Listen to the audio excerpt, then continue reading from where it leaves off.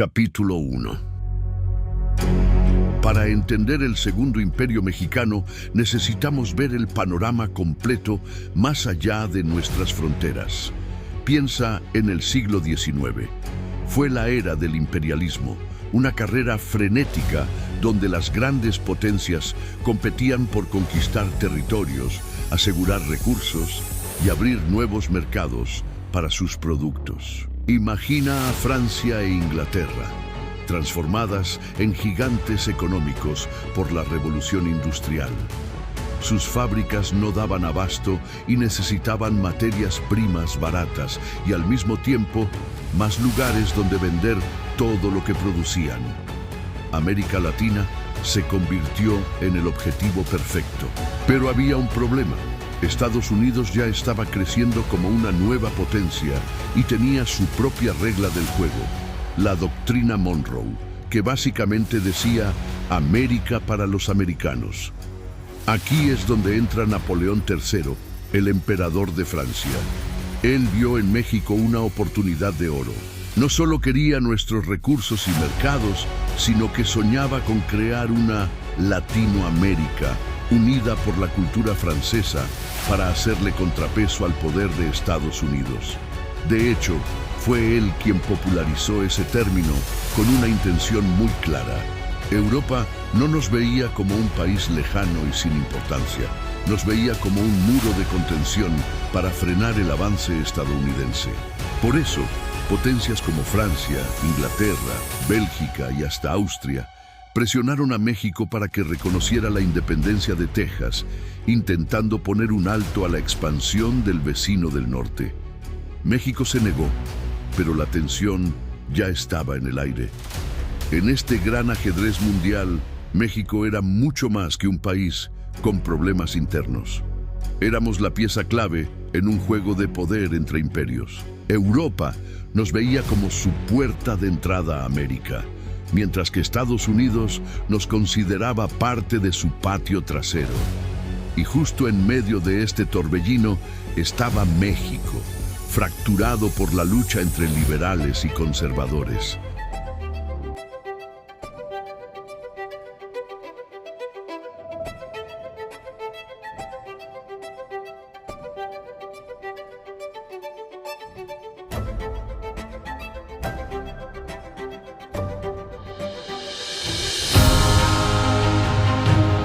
Imagínate un México a mediados del siglo XIX, un país desgarrado por décadas de guerras internas, con una economía en ruinas y una sociedad profundamente dividida. En este escenario de caos y fragilidad, surge una de las ideas más audaces y controvertidas de su historia, la creación de un imperio. Pero esta historia no es solo mexicana, es una historia global. Mientras México luchaba por sobrevivir, las potencias europeas, lideradas por la Francia de Napoleón III, veían en esta debilidad una oportunidad de oro. Querían expandir su influencia, crear un contrapeso al creciente poder de Estados Unidos y, de paso, cobrar las deudas que México tenía con ellos. Al mismo tiempo, Estados Unidos, con su doctrina Monroe, estaba decidido a impedir cualquier intervención europea en su patio trasero. México se convirtió, sin quererlo, en el epicentro de una lucha de gigantes. En 1862, las tropas francesas desembarcaron en Veracruz. Lo que comenzó como una intervención para cobrar deudas, pronto se transformó en una guerra de conquista. 2 años después, en 1864, un archiduque austriaco, Maximiliano de Habsburgo, aceptó la corona imperial de México. Él y su esposa, la princesa Carlota de Bélgica, llegaron llenos de ideales liberales, convencidos de que podían traer paz, orden y progreso a una nación que no los había pedido. Pensaban que el pueblo mexicano los recibiría con los brazos abiertos, pero la realidad fue muy diferente. Se encontraron con la feroz resistencia de los republicanos, liderados por Benito Juárez, quien nunca dejó de luchar por la soberanía de México. Lo que para Maximiliano y Carlota era un sueño de gloria y modernidad, para miles de mexicanos era una invasión y una afrenta a su independencia. Hoy vamos a desentrañar juntos este fascinante y trágico capítulo. Exploraremos las ambiciones, las traiciones y las batallas que marcaron el Segundo Imperio Mexicano, desde su ascenso hasta su dramática caída en 1867. Acompáñame a descubrir cómo este sueño imperial se convirtió en una pesadilla que definiría para siempre el destino de México. Si te apasiona la historia, no te puedes perder este viaje. Suscríbete. Capítulo 3. Hola, amantes de la historia. Todos conocemos la historia de Maximiliano de Habsburgo, el emperador que llegó a México con la promesa de un imperio. Pero, ¿alguna vez te has preguntado qué estaba pasando en México antes de que él pisara estas tierras? ¿Por qué un archiduque europeo terminaría gobernando un país al otro lado del Atlántico? La respuesta no está en Europa, sino aquí, en las décadas de caos, guerra y división que marcaron a México en el siglo XIX. Acompáñame en este viaje al pasado para entender el complejo escenario que hizo posible la llegada del Segundo Imperio. Después de la independencia en 1821, México no encontró la paz. Al contrario, el país se sumergió en una profunda crisis. La lucha por el poder era constante y feroz. Por un lado, teníamos a los liberales que soñaban con una república federal, moderna y laica, inspirada en Estados Unidos. Querían limitar el poder de la Iglesia y del ejército y promover las libertades individuales. Por otro lado, estaban los conservadores. Ellos veían con nostalgia el orden de la época colonial y creían que México necesitaba un gobierno central fuerte, católico y tradicional. Incluso, algunos coqueteaban con la idea de traer de vuelta la monarquía. Estas dos visiones chocaban constantemente, llevando al país a un ciclo interminable de golpes de Estado, rebeliones y guerras civiles. La inestabilidad era la norma. Presidentes iban y venían, las constituciones se escribían y se desechaban, y el país simplemente no lograba consolidarse. Mientras los mexicanos peleaban entre sí, las potencias extranjeras veían a esta joven nación como una presa fácil. La debilidad interna era una invitación abierta a la intervención. Y la primera gran prueba de esta debilidad llegó desde el norte. La guerra contra Estados Unidos de 1846 a 1848 fue una catástrofe nacional. La derrota fue aplastante. Con la firma del Tratado de Guadalupe Hidalgo, México se vio forzado a ceder más de la mitad de su territorio. Imaginen el impacto.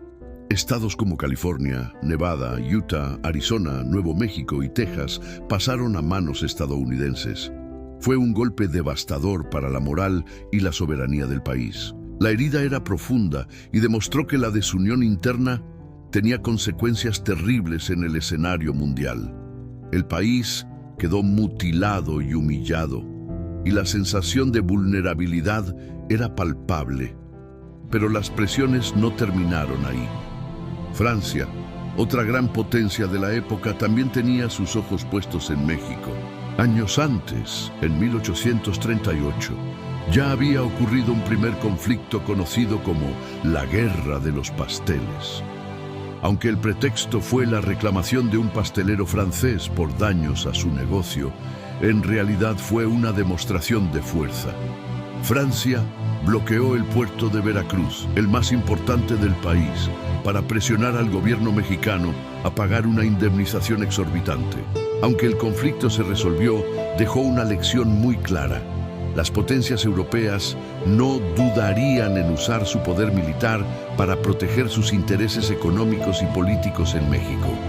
Este episodio fue solo un adelanto de lo que vendría. Con el país debilitado por la pérdida de territorio y acosado por potencias extranjeras, las luchas internas se intensificaron aún más. La Guerra de Reforma, entre 1858 y 1861, fue el clímax de la batalla entre liberales y conservadores. Fue una guerra civil sangrienta que dividió a las familias y a la nación. Finalmente, los liberales, liderados por Benito Juárez, lograron la victoria e intentaron implementar una serie de leyes para modernizar el país. Sin embargo, la guerra había dejado a México en la bancarrota. El gobierno de Juárez, desesperado, tomó una decisión drástica: suspender el pago de la deuda externa. Esta decisión fue la excusa perfecta que esperaban las potencias europeas. Francia, España y el Reino Unido, los principales acreedores, decidieron intervenir militarmente en México para cobrar sus deudas. Aunque España y el Reino Unido se retiraron pronto, Francia, bajo el mando de Napoleón III, tenía un plan mucho más ambicioso. No solo quería su dinero, quería instalar un imperio en América que sirviera como contrapeso a la creciente influencia de Estados Unidos. Y aquí es donde todas las piezas encajan. Los conservadores mexicanos, derrotados en la Guerra de Reforma, vieron en la intervención francesa su oportunidad de oro. Viajaron a Europa y convencieron a Napoleón III y a Maximiliano de Habsburgo de que el pueblo de México anhelaba un emperador que trajera orden y estabilidad. Presentaron un país dividido y caótico como un lugar listo para recibir a un salvador europeo. Así que, como ven, la llegada de Maximiliano no fue un evento aislado. Fue la culminación de décadas de conflictos, una independencia que no trajo unidad, la dolorosa pérdida de territorio ante Estados Unidos, las constantes intervenciones extranjeras y, sobre todo, una profunda división interna entre mexicanos. Este fue el México que recibió a Maximiliano, un país fracturado, herido y en busca de un rumbo. Una nación que se convirtió en el escenario perfecto para un experimento imperial que, como sabemos, terminaría en tragedia. Gracias por acompañarme en este análisis. Si te gustó el video, no olvides darle like, suscribirte y activar la campanita para no perderte más historias como esta. Nos vemos en el próximo video. Capítulo 4. En 1864, la historia de México dio un giro totalmente inesperado. Imaginen esto, Anne. Desde el corazón de Europa, un joven archiduque austríaco acepta una corona que a todas luces parecía imposible, la corona de un imperio al otro lado del Atlántico en América. Su nombre era Maximiliano de Habsburgo, pero ¿quién era realmente este hombre? ¿Un idealista? ¿Un aventurero o simplemente una pieza en el complejo tablero geopolítico del siglo XIX? Maximiliano no se embarcó solo en esta odisea. A su lado estaba Carlota de Bélgica, su esposa, y Carlota no era una figura secundaria, era una mujer increíblemente inteligente, culta, y con una ambición que rivalizaba, si no es que superaba, la de su marido. Estaba absolutamente convencida de que juntos, como una pareja poderosa, podían tomar las riendas de México y transformarlo en una nación moderna, próspera y a la par de las grandes potencias europeas. Si vemos sus retratos de aquella época, sus rostros reflejan una mezcla de ilusión, de esperanza, pero también una profunda ignorancia sobre el país, que estaban a punto de gobernar un país lleno de complejidades y conflictos que ni siquiera imaginaban ahora. ¿Cómo fue posible que un príncipe europeo terminara en México? La clave está en los tratados de Miramar. Estos acuerdos, firmados con el emperador francés Napoleón III, eran el pilar de todo el proyecto. Francia, con sus propios intereses expansionistas, se comprometía a enviar un ejército completo y a proporcionar un apoyo económico crucial para sostener este nuevo imperio. Básicamente, Napoleón le decía a Maximiliano: "Hombre a México, que yo te cubro las espaldas", y Maximiliano aceptó la corona, confiando ciegamente en esta promesa de respaldo europeo, sin sospechar que ese apoyo tenía fecha de caducidad y que dependía más de los intereses de Francia, bienestar de México. El momento de la verdad llegó con su desembarco en el puerto de Veracruz. La escena debió ser surrealista. Por un lado, una bienvenida, llena de ceremonias, discursos pomposos y una élite que lo recibía con los brazos abiertos. Para los conservadores mexicanos, que llevaban años buscando un monarca europeo para restaurar el orden y sus privilegios, la llegada de Maximiliano y Carlota era la materialización de un sueño, la esperanza de un gobierno fuerte que pusiera fin al caos liberal, pero al mismo tiempo para la otra mitad del país. Para los liberales, liderados por Benito Juárez, que luchaban por una república soberana, la llegada de los emperadores no era más que la confirmación de sus peores temores. Una invasión extranjera, disfrazada con el oropel de un imperio, era la imposición de una voluntad ajena sobre la soberanía de México, así que desde el primer momento el país estaba fracturado de esta manera. Comenzó el llamado el Segundo Imperio Mexicano, una historia que nació entre las intrigas de los palacios europeos, alimentada por promesas de modernidad y progreso, pero que aterrizó en un país profundamente dividido, un país que veía en esta pareja, en Maximiliano y Carlota, dos cosas completamente opuestas. Para unos eran la salvación, la oportunidad de construir una nación. Grandiosa. Para otros no eran más que traidores títeres de una potencia extranjera. El sueño imperial había comenzado, pero desde su primer día ya estaba sembrada la semilla de su propia tragedia. Esta es solo la primera página de un capítulo fascinante y doloroso en la historia de México. Capítulo 5. Con Maximiliano de Habsburgo en el trono,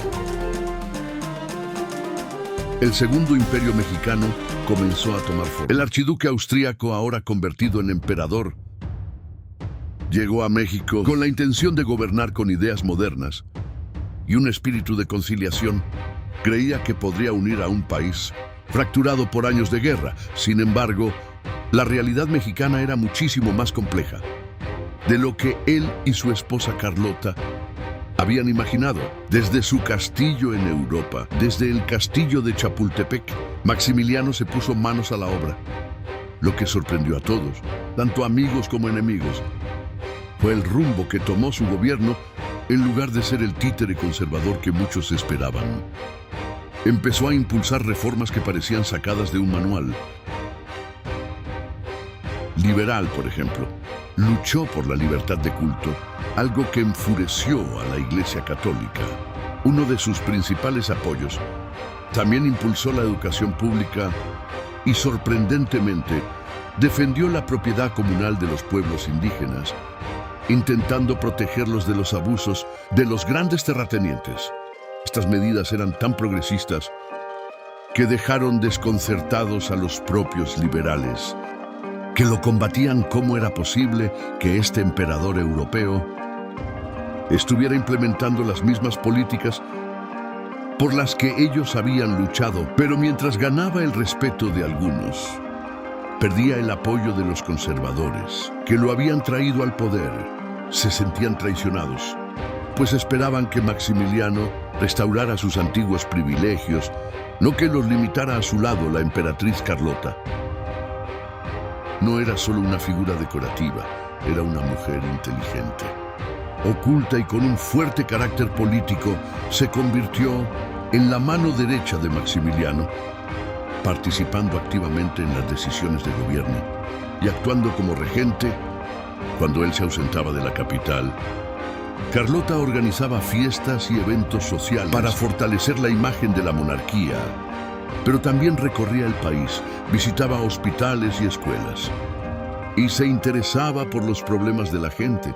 Su presencia daba una sensación de estabilidad y glamour a la corte imperial, y muchos la admiraban por su dedicación. Sin embargo, en la intimidad, compartía las mismas preocupaciones que su esposo. Ambos sentían la inmensa presión de gobernar un país que no terminaban de comprender y que en gran parte lo rechazaba.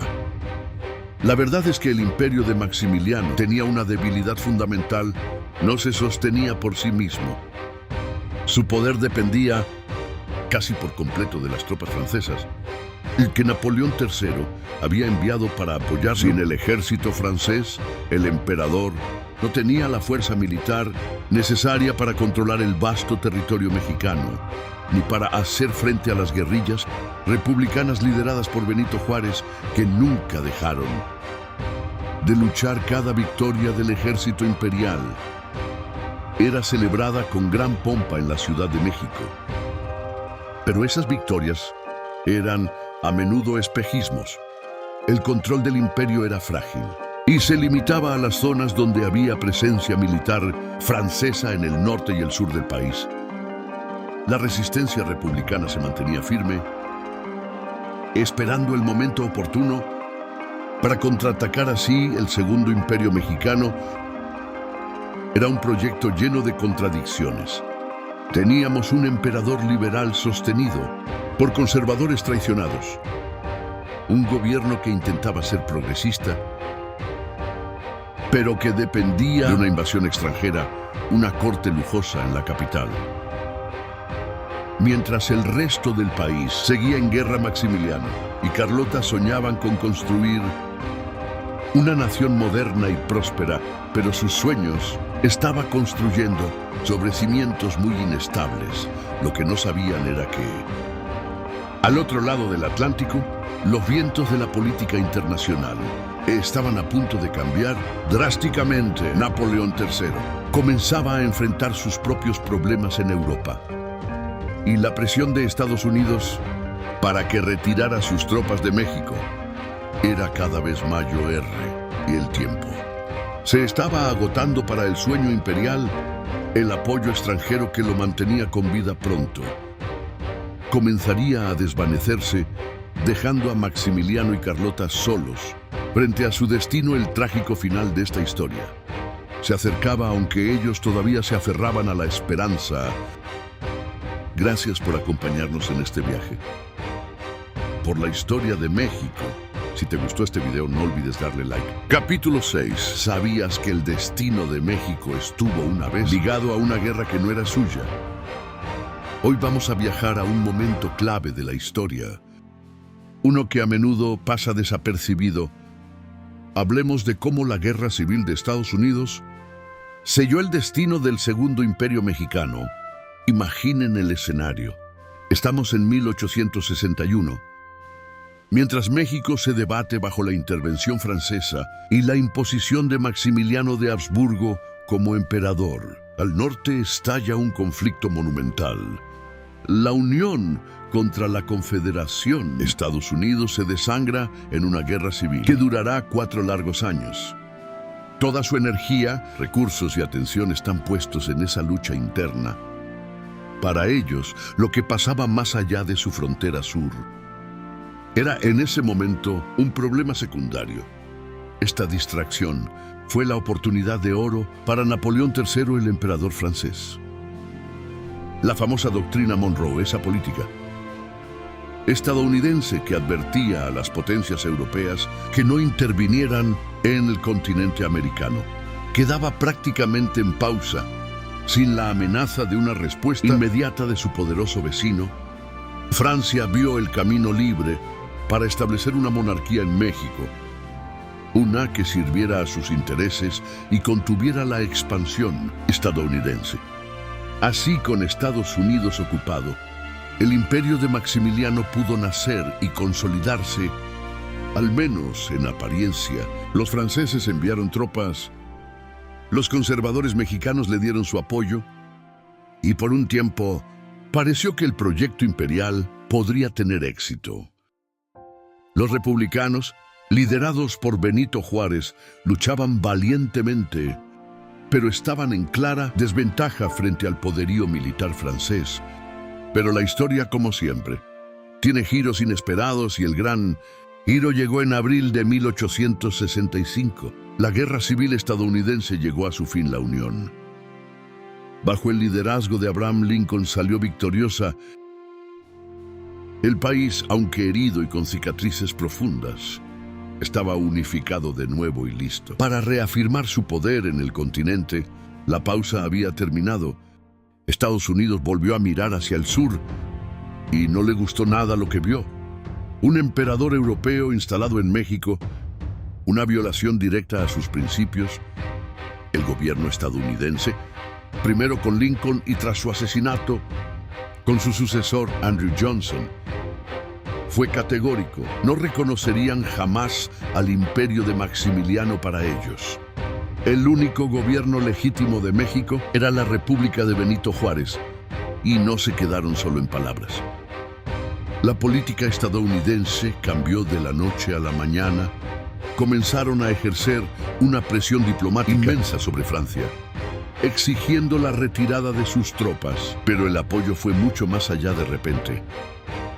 La frontera se convirtió en una línea de vida para los republicanos de Juárez. Armas, municiones, suministros y dinero comenzaron a fluir desde Estados Unidos hacia las fuerzas juaristas. Veteranos de la guerra civil, hombres con una experiencia de combate invaluable, se unieron a la causa republicana como voluntarios. Este respaldo fue un punto de inflexión. La balanza, que antes se inclinaba peligrosamente a favor del imperio, comenzó a equilibrarse. Los ejércitos republicanos, ahora mejor equipados y revitalizados, lanzaron ofensivas por todo el país. Para Maximiliano y el ejército francés, la situación se volvió insostenible. Napoleón III, presionado por Estados Unidos y con problemas en Europa, decidió que la aventura mexicana ya no valía la pena. En 1866, ordenó la retirada de sus tropas, dejando a Maximiliano prácticamente solo. El emperador, creyendo en su proyecto y en el apoyo de los conservadores mexicanos, decidió quedarse y luchar, pero sin el respaldo francés. Y con un enemigo republicano fortalecido por Estados Unidos, su destino estaba sellado. En 1867, Maximiliano fue capturado en Querétaro y fusilado, marcando el fin del Segundo Imperio Mexicano y la restauración de la República. Así que la próxima vez que pienses en la historia de México, recuerda este capítulo. La Guerra Civil Estadounidense no solo definió el futuro de Estados Unidos, sino que también fue una pieza clave en el rompecabezas del destino de México. El imperio de Maximiliano nació en una ventana de oportunidad creada por esa guerra, pero cuando esa ventana se cerró, el imperio se derrumbó con ella. Una prueba fascinante de cómo los eventos en un país pueden tener repercusiones profundas y definitivas en otro. Espero que hayas encontrado esta conexión histórica tan interesante como yo. Capítulo 7. Hoy vamos a viajar a un momento crucial de la historia. Uno donde los hilos del poder se movían a través de los continentes, decidiendo el destino de un emperador y de una nación entera. Nos situamos en la década de 1860, mientras Maximiliano de Habsburgo intentaba consolidar su segundo imperio mexicano. Al otro lado del Atlántico, en Europa, el mapa político estaba a punto de cambiar para siempre. Imaginen la escena. El emperador Maximiliano, con su corte y sus planes de modernización, cree que cuenta con el respaldo incondicional de Francia. Pero a miles de kilómetros, un hombre llamado Otto von Bismarck está tejiendo una red que cambiará el equilibrio de poder.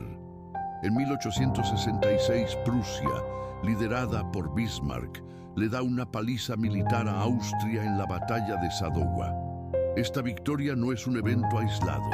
Es el primer gran paso hacia la unificación de Alemania, un nuevo gigante que nace en el corazón de Europa. Y aquí es donde la historia de México se entrelaza con la de Europa. Napoleón III, el emperador de Francia y el gran padrino de Maximiliano, empieza a sudar frío. De repente, tiene a una Alemania unificada y poderosa creciendo en su frontera. La prioridad de Francia ya no es sostener un imperio lejano en América, sino proteger su propia casa. Napoleón se da cuenta de que no puede permitirse el lujo de mantener miles de soldados en México cuando la verdadera amenaza está en Europa. Así, toma una decisión que será la sentencia de muerte para el Imperio mexicano. Las tropas francesas, el verdadero pilar que sostenía a Maximiliano, comienzan a retirarse. Primero poco a poco, pero luego de manera masiva. Imaginen la soledad de Maximiliano, viendo cómo los uniformes franceses desaparecían de las calles, cómo el apoyo militar y económico se desvanecía. El emperador, que llegó con la promesa de la gloria europea, se estaba quedando completamente solo en una tierra que nunca lo aceptó del todo. En medio de la desesperación, su esposa, la emperatriz Carlota, emprende un viaje frenético a Europa. Es una misión a vida o muerte para salvar el imperio. Se presenta ante Napoleón III, el hombre que los había enviado a México, y le suplica que no los abandone. Pero Napoleón, con la sombra de Prusia acechándolo, le da la espalda. Desconsolada, Carlota viaja a Roma para buscar el apoyo del Papa Pío IX e intenta convencer a otros monarcas europeos, pero la respuesta es siempre la misma. Lo sentimos, tenemos nuestros propios problemas. México ya no era importante. Europa le había cerrado la puerta en la cara. Este abandono fue el golpe de gracia. Sin el ejército francés, sin el dinero europeo y con Estados Unidos apoyando abiertamente al gobierno republicano de Benito Juárez, el Segundo Imperio Mexicano era un castillo de naipes a punto de colapsar. La resistencia liberal, que nunca se había rendido, ganó una fuerza arrolladora. Maximiliano, en un acto final de honor o terquedad, decide quedarse a luchar en lugar de abdicar y huir.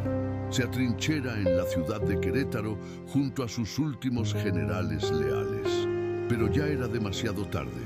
Estaba atrapado, rodeado por las fuerzas republicanas. El sueño imperial que había comenzado con tanta pompa en el castillo de Miramar se estaba convirtiendo en una pesadilla en el centro de México. Se encontraron solos, enfrentando la dura realidad de un país que luchaba por su propia soberanía.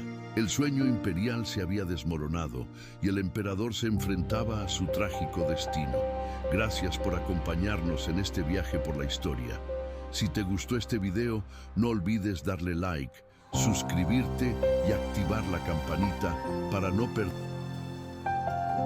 Capítulo 8. ¿Alguna vez te has preguntado qué pasa cuando un emperador, abandonado por todos, decide enfrentar su destino en una tierra que nunca fue suya? Hoy vamos a desentrañar la trágica y fascinante historia de Maximiliano de Habsburgo y los últimos días del Segundo Imperio Mexicano. Una historia de valor, traición y el nacimiento de una nación. Acompáñame a 1867. La situación en México es crítica. Napoleón III, el emperador francés que había impuesto a Maximiliano en el trono, le da la espalda. Presionado por Estados Unidos y por problemas en Europa, retira sus tropas. De repente, Maximiliano se encuentra solo. Un emperador sin ejército en un país que no lo quiere. Sus consejeros europeos le ruegan que abdique, que escape, que salve su vida. Pero Maximiliano, en un acto que mezcla honor y obstinación, se niega. Huir, para él, era una deshonra, una traición a los conservadores mexicanos que habían arriesgado todo por su causa. Así que decide quedarse y luchar hasta el final. Una decisión que sellaría su trágico destino.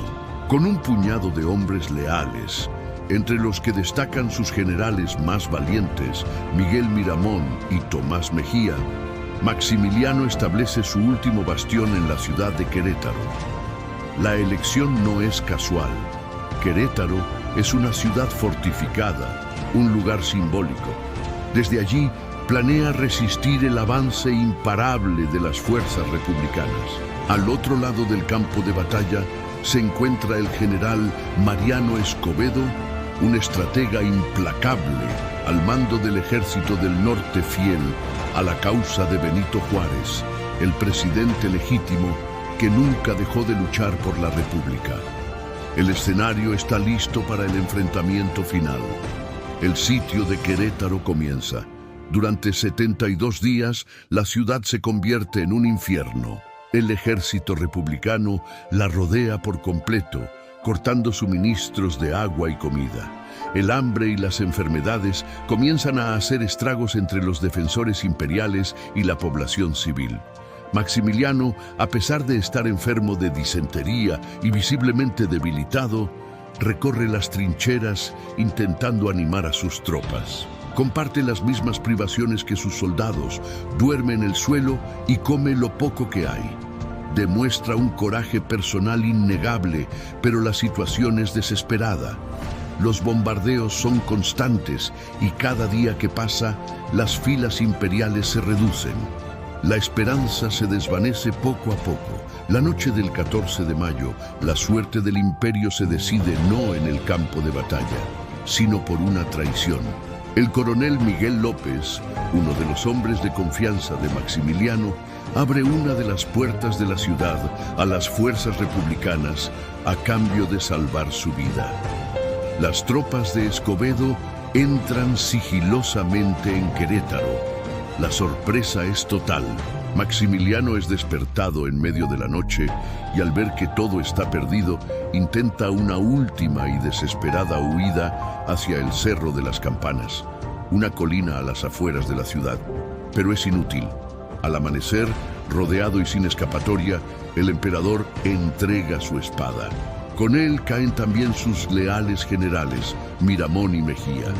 El sueño imperial se ha derrumbado por completo. Lo que sigue es un juicio militar sumarísimo. Maximiliano, Miramón y Mejía son acusados de traición a la nación y de atentar contra su independencia. El veredicto es predecible: pena de muerte. La noticia causa una conmoción internacional. Figuras de la talla del escritor Víctor Hugo, el revolucionario Giuseppe Garibaldi y monarcas de toda Europa envían cartas y telegramas a Benito Juárez, suplicando por la vida de Maximiliano. Le piden clemencia, argumentando que su ejecución sería un acto de barbarie. Pero Juárez se mantiene firme. Para él, perdonar a Maximiliano sería una señal de debilidad, una invitación a futuras intervenciones extranjeras. La decisión no es personal, es un acto de Estado. México debía enviar un mensaje claro al mundo. Su soberanía no estaba en juego y se defendería a cualquier precio. La mañana del 19 de junio de 1867 amanece clara en el Cerro de las Campanas. Maximiliano, Miramón y Mejía son conducidos frente al pelotón de fusilamiento. El emperador muestra una calma y dignidad sorprendentes. Abraza a sus generales y les cede el lugar de honor en el centro diciendo: un emperador debe morir con valentía. Luego se dirige a los soldados, les entrega unas monedas de oro y les pide un último favor: muchachos, apunten bien, apunten al corazón. Y añade una petición conmovedora: que no le disparen a la cara para que su madre, la archiduquesa Sofía de Baviera, pueda reconocer su cuerpo cuando llegue a Austria. Sus últimas palabras son para México: ¡viva México! ¡Viva la independencia! Las órdenes resuenan, los rifles disparan y el Segundo Imperio Mexicano muere con su emperador. La caída de Maximiliano no fue solo el fin de un gobierno impuesto, fue el punto final de un largo y doloroso capítulo de invasiones y luchas internas para México. La ejecución, aunque trágica, se convirtió en un poderoso símbolo de la reafirmación de la soberanía nacional. La República, liderada por la tenacidad de Benito Juárez, había triunfado. La historia de Maximiliano es la de un príncipe europeo idealista, atrapado en un juego de poder mucho más grande que él, pero también es la historia de cómo México, a un costo terrible, consolidó su identidad como una nación libre e independiente. Una tragedia que paradójicamente dio paso al renacimiento de la República. Gracias por haberme acompañado en este viaje a uno de los momentos más dramáticos de la historia de México.